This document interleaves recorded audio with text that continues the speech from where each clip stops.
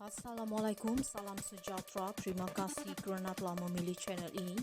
Jangan lupa tekan butang like, komen, subscribe dan share untuk Tinjauan dapati PN mampu tawan Selangor dengan 39 kerusi DUN. Tinjauan terbaru, kebimbangan terbesar kepada UMNO menjelang pilihan raya 6 negeri bulan depan bahawa pengundi Melayu di Selangor yang menyokong parti itu pada pilihan raya lepas lebih cenderung mengundi calon Perikatan Nasional. Dalam laporan tinjauan terbaru yang diterbitkan oleh ISEAS Perspektif, jurnal dari Institut Kajian Asia Tenggara yang berpangkalan di Singapura, seorang penganalisis politik dan ketua Badan Pemikir juga mendapati 39% pengundi Melayu yang mengundi Barisan Nasional pada pilihan raya umum ke-15 tahun lepas berkata yang bahawa mereka akan mengundi PN pada pilihan raya negeri 12 Ogos ini.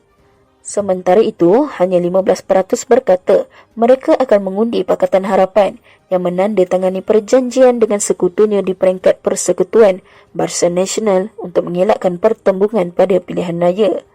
Ini bermakna tidak ada perpindahan undi yang ketara antara pengundi Melayu PH dan BN di Selangor, walaupun hakikatnya kedua-dua gabungan itu adalah rakan kongsi dalam kerajaan campuran di peringkat Persekutuan. Tulis Marzuki Muhammad, seorang penganalisis politik dari Universiti Islam Antarabangsa, dan Hairul Syakirin Zulkifli, penyelidik sosioekonomi di Badan Pemikir Institut Masa Depan Malaysia. Kebolehpindaan undi dilihat sebagai kunci untuk memastikan kejayaan Pakatan PHBN, di mana penyokong setiap gabungan mesti membalasnya untuk menafikan kemenangan kepada PN. Jika terdapat full vote transferability, kedua-dua parti akan menikmati keuntungan besar dalam pilihan raya. Tetapi, jika tiada pemindahan undi, tidak banyak yang diperoleh parti daripada kerjasama itu, tambah mereka. Tinjauan itu melibatkan 1,200 pengundi dalam satu temubual yang bersemuka dijalankan antara 1 Mac dan 20 April tahun ini. Orang Melayu membentuk kira-kira 54% daripada penduduk Selangor, diikuti Cina dengan 32%, India 13% dan kaum lain 1%. Komposisi etnik bagi kajian itu adalah 69% Melayu, 18% Cina dan 12% India, mencerminkan demografi pengundi di 39 kerusi Dewan Undangan Negeri, majoriti pengundi Melayu yang menjadi tumpuan tinjauan.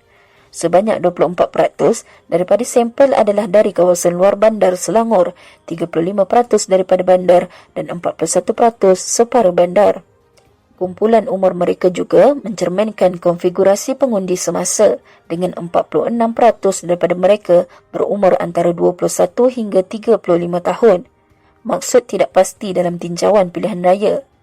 Selangor adalah negeri terkaya di Malaysia dan oleh kerana itu, ia dilihat sebagai pusat pilihan raya yang akan menyaksikan pengundi di Negeri Sembilan, Pulau Pinang, Kedah Kelantan dan Terengganu keluar menunaikan tanggungjawab mengundi pada 12 Ogos ini bagi memilih kerajaan negeri. Dengan 56 kerusi untuk direbut, sebuah parti mesti menang sekurang-kurangnya 29 kerusi majoriti mudah untuk membentuk kerajaan.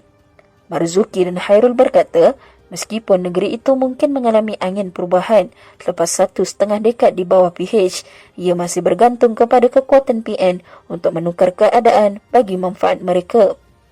Mereka berkata, fakta bahawa sebahagian besar responden yang tidak pasti atau tidak menunjukkan siapa yang akan mereka undi, kira-kira sebanyak 46%, tidak mengejutkan dalam trend pilihan raya Malaysia.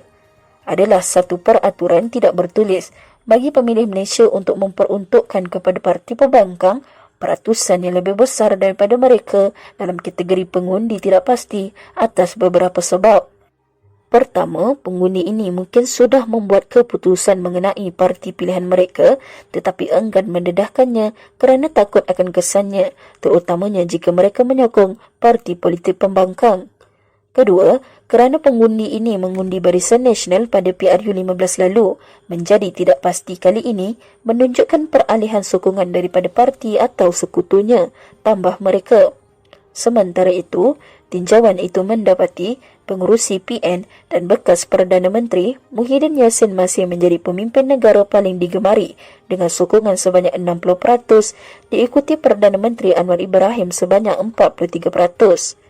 Jika terdapat sebarang indikasi masalah yang bakal dihadapi UMNO dalam pilihan raya negeri akan datang, ia adalah penilaian rendah terhadap Presiden parti itu iaitu Ahmad Zahid Hamidi sebanyak 17%.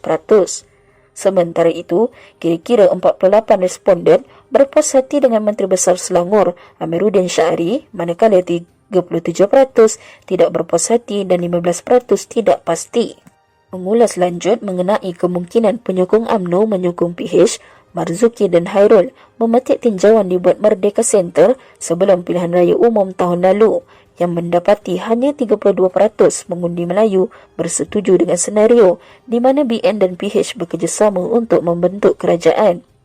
Penolakan pengundi Melayu terhadap gabungan sebegini nampaknya konsisten dengan dapatan tinjauan sebelum PRN kami di Selangor yang menunjukkan kebanyakan pengundi Melayu gigih dalam pilihan politik mereka dengan menunjukkan bahawa mereka tidak akan memindahkan undi kepada PH. Walaupun elit politik PH dan BN yang berpeluang mendapat keuntungan daripada gabungan itu yang nampaknya selesa dengan percaturan tersebut, namun, rungutan dalam kalangan penyokong parti sudah dikesan lama sebelum kedua-dua bekas seteru politik itu memeterai kerjasama selepas pilihan raya.